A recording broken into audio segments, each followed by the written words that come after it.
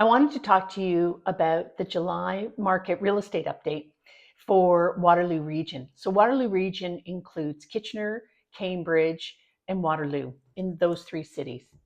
And this July has been a little different than a lot of different Julys. And I'm going to get into why that is and what are the implications. And there is a silver lining with all of this. So before we begin, I'm Deirdre Dunn. I'm a real estate broker in the Wellington and Waterloo regions. I help downsizers, empty nesters downsize, and I help reduce the stress, overwhelm, anxiety that often comes by using my 5-step process I like to call your next chapter. And before we begin, I ask you a favor. If you could press the subscribe and like button so that more people like you could see videos like this, that would be great. So let's begin. So this July has been exceptionally slow.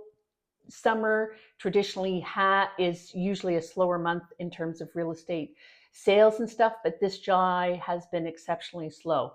And to give you an idea, over this slide will show you this, that over the last 5 years, so since 2019 up to 2023, active listings for the period of April to July 2024 are up 69%. Which is unbelievable. But you might say, well, that makes sense because, 2019 to 2022 were really active years, very busy sales market. So that's what you'd expect. Except when I looked at the 10-year trend, active listings for Waterloo region are up 39%. So there really is a difference. And those active listings are looking at just the month of July over that 10-year period. So July of 2014 and every July up to 2024. So why are we seeing slower than normal inventory levels? Well, there's probably 4 reasons for that. The first being interest rates. So we are seeing the beginning of this, what people call mortgage cliff or mortgage tsunami, beginning to happen. People who got mortgages 2019, 2020, are starting to have to renew their mortgages. And they had to qualify at probably 4.5%, so 2% over what they were given. So they had a 2.5% mortgage. They had to qualify at a 4.5% mortgage. And if they're qualifying today, they're probably in the high 4s or probably more likely in the low 5% range. And so that's a huge amount of money that anyone has to absorb.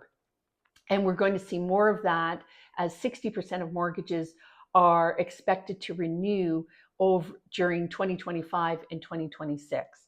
The other reason that we're seeing this extra inventory is wage growth. Wage growth just hasn't kept up to the increase in interest rates. So people are finding it really tough with their mortgage payments and just their lifestyle. Groceries cost more, gas costs more, insurance costs, everything's going up. And if you have a variable rate mortgage and you also have to absorb that as well, people are perhaps looking to say, maybe it's better if I sell. And the other thing that is happening is I would like to call the hangover sales effect.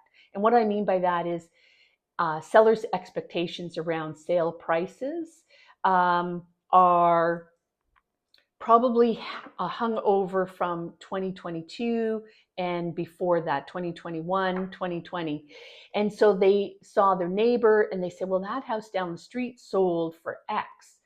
And now when I look at it, I go, yes, but that sold 2 years ago. And so it's managing sellers' expectations. And I think that some of it comes down to laying at real estate people's sales feet, because we have to adjust sellers' expectations, and we just simply haven't had to do that in the last 5 years. So those are some of the reasons why I think that we're seeing higher than normal inventory for July. And there is a silver lining, and I'll get to it in just a moment.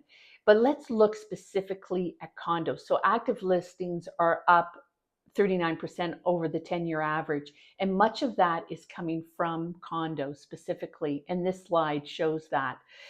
So you'll notice that for condos in the green bars, it shows 5.7% monthly inventory, which means that if nothing else came on the market, it would take 5.7 months approximately for all the existing inventory to sell. And you'll notice that that's a 63% increase over July 2023. So that's where a lot of the active listings are sort of bunched up, is within the condo market. And the reason for that is I think a lot of investors are getting out of condos. It's just getting too expensive. If they were doing Airbnb, there are condo boards that now are restricting that. They're finding that even with increased sale prices, condo fees added into their monthly expenses, they're not cash flowing the way that they probably expected. And so, but here's the silver lining.